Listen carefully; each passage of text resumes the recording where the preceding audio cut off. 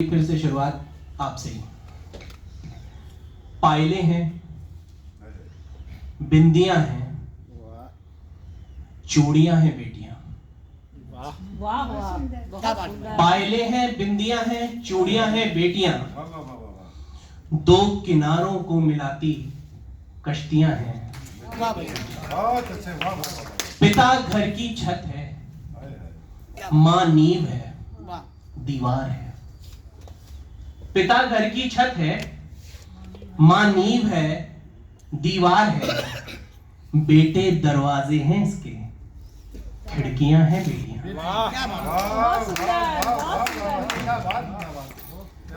और सुने कि मैं अक्सर फुटपाथ पे बिकते गुब्बारे घर ले जाता हूं।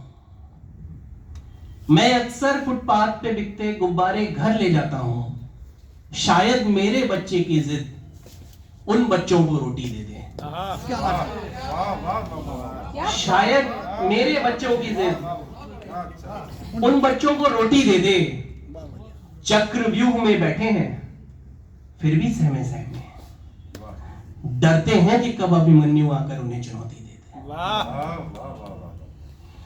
शुक्रिया। और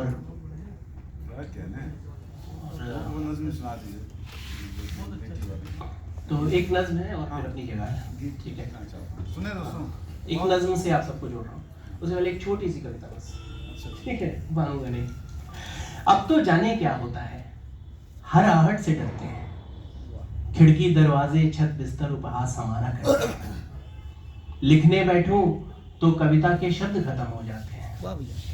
कलम चलाने से पहले ही कागज नम हो जाते हैं। घर का कोई काम नहीं जचता, न कारोबार सुहाता है। समय काटने को पड़ोस का लल्ला पढ़ने आता है।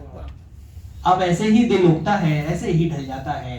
अब घर की चार दीवारी में संसार खत्म हो जाता है। जब दिल में जीवन जीने की इच्छाएं खत्म हो जाती हैं, ऐसे में फिर यादों में वो एक लड़की आ जाती है और उस एक लड़की के बिन फिर वीरानी छा जाती है। आइए उस नज्म पे आता हूँ बहुत जल्दी आप सबको, कि नज्म है कि मैं गीत लिखना चाहता हूँ, एक ऐसा गीत जिसके अंतरों में तुम नहीं हो, सुने दोस्तों, तुम्हारी याद का कोई पल नहीं हो। मनोज भैया, मैं लिखना चाहता हूँ मंदिरों की घंटियों पर, बिना पतवार बेतरतीब बहती कश्तियों पर, सड़क पर बेतहाशा दौड़ती इन गाड़ियों पर, जमीन से आसमां को चूमती ऊंची छतों पर। ये जो फुटपाथ पर कोहरे की चादर में लिपटकर अलाव के किनारे तप रही हैं, मैं ऐसी सर्दियों पे गीत लिखना चाहता हूं। क्या बात है।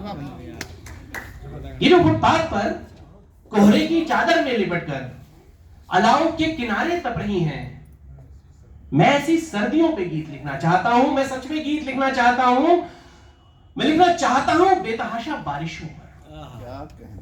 मैं लिखना कुलदीप भैया, मैं लिखना चाहता हूं बेतहाशा बारिशों पर, वो बारिश जिससे नदियों के किनारे बढ़ गए हैं, बहाकर ले गए हैं जाने कितनों के घरों को। बहुत सुंदर। और उन बेघर किसानों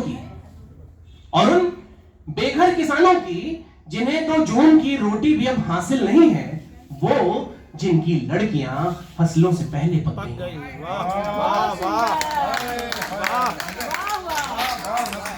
और उन बेघर किसानों की जिन्हें तो जून की रोटी भी अब हासिल नहीं है, वो जिनकी लड़कियां फसलों से पहले पक गई हैं, मैं उनकी लड़कियों पे गीत लिखना चाहता हूं।